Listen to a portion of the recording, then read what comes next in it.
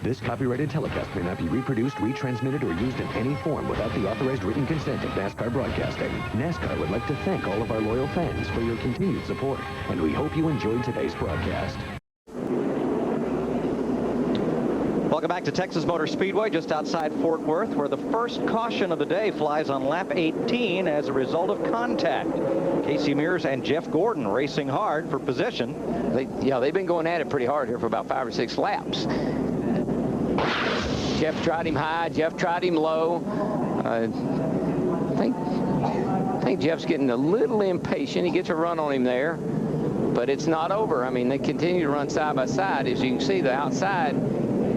So let's look one lap later. One lap later, coming off of 2. This is in 4 right here. Here we go. Jacked him up just a little bit. And Jeff Gordon in the 24 stands a... Gordon, who's trying to make his move. Yeah, he's doing a really good job right now trying to get himself back up there in competition and get him in a position where he could possibly win this race. But he's going to have to get just a little bit better if he wants to get up there and contend with Casey Kane. But every now and then, he'll put up a lap. It's pretty impressive.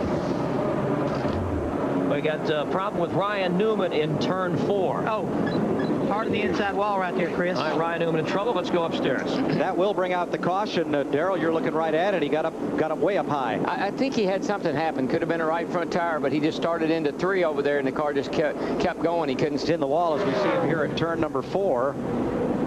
And with the right front down, a shower of sparks as he goes to the apron and clocks the... Tony Stewart comes in. And he came in too, baby, I'm telling you. And Ward Burton has hit the wall. Look at the right front on Burton's car. Caution is out. Tony Stewart drives through. He does not stop to try to stay on the lead lap. Now, who is really in trouble right here is these cars, our lead cars that has made pit stops, which be Casey Kane, Joe Nemechek, Jimmy Johnson, especially having to come to pit road twice, Greg Biffle and Bill Elliott. But what a break for people like Jeff Gordon, Elliott Sadler, Dale Earnhardt Jr., Rusty Wallace, Kurt Busch, Dave Blaney, and Casey Mears, who have not made their green flag stops. Good call on Greg Zipadelli's part. He called Tony Stewart to drive on through, don't stop, caution out, and that saves Stewart. There's Zippy. And there, that resulted in a penalty drive-through. You see right there, that tire way outside of their pit box, it had to be at least, they divide the car in half, and all of the equipment, including tires and wheels, has to be back to the left side of the car before you can leave your pit box. Wow, 24th position. Inside, full in front of you, full in front of you. Inside. Oh, Elliott's in trouble on the back.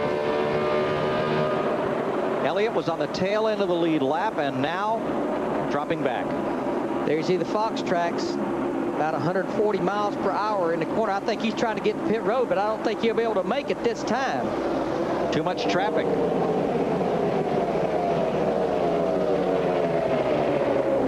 Looks like a right rear tire. Car wobbles just a bit getting into turn 1, Darrell. I think it's a right rear tire, looked like.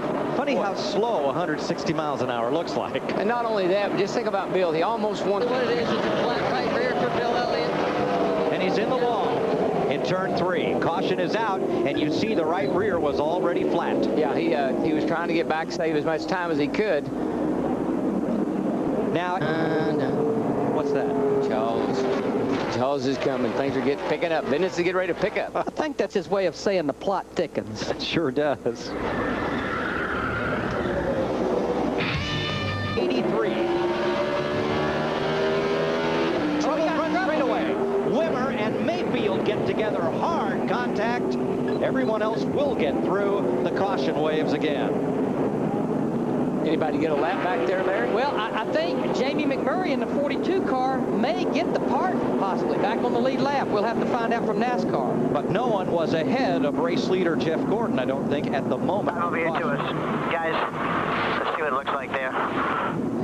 Yeah, Kevin Harvick in the 29 was close, but now he's 2 laps down, but I don't think he's going to get anything out, because remember, the minute that caution flag waves, the field is frozen. We've got a saying in Texas about horses, rode hard and put away wet, and that applies to both of these cars.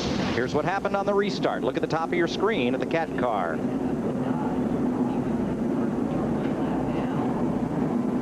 Oh, he just got jacked up. Got booted by Brian Vickers. Brian Vickers, and then turned him right in front of Mayfield. 19 had nowhere to go. Nope.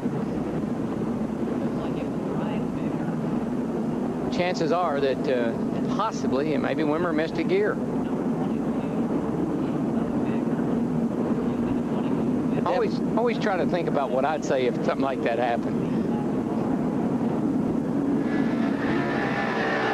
Casey Mears just past Dave Blaney, moved himself up into the 6th spot.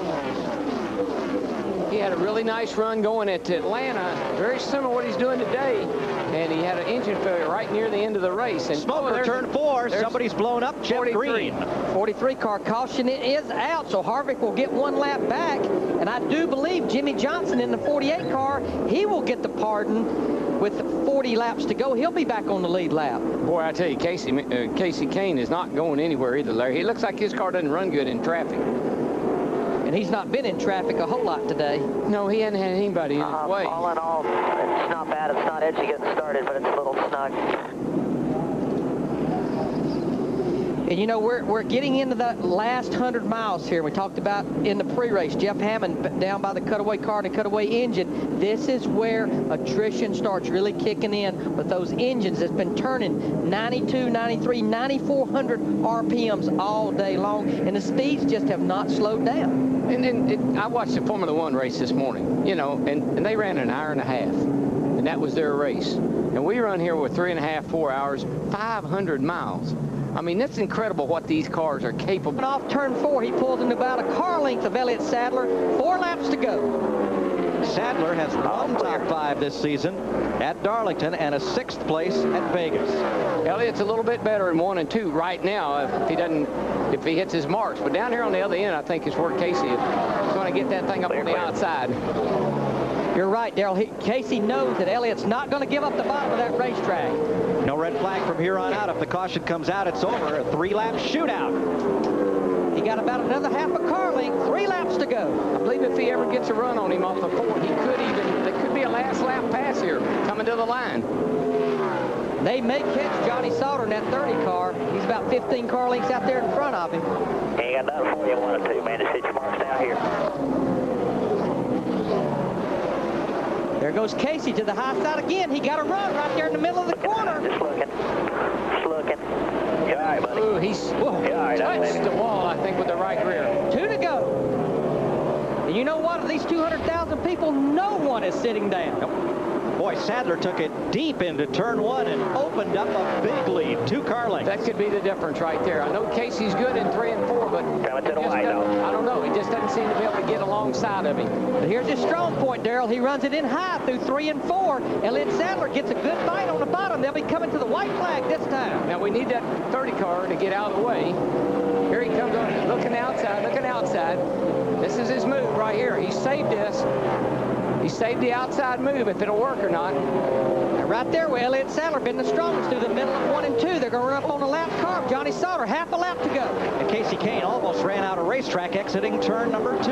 He's got one more shot, boy. Just right here. Lap car is going to cause Elliott Sadler the race. I don't know, Darrell. I believe Elliott Sadler shut the door high on him. He's going to shut the door high on him. Sadler had to look for Sauter. Here comes Kane. Sadler by half a car length. I thought that lap car was going to cost him a race. Johnny Sauter did all he could do to get to the bottom of the racetrack.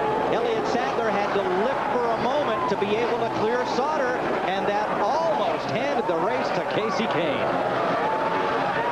Margin of victory, 3/100ths of a second. And Casey Kane's lost 2 races now by just a few hundred. Rockingham and now today. Less than Yates Racing will go to victory lane for the first time in over a year. Wear it out, son. Wear it out. Some donuts, though. Oh, yeah. Hello, boy.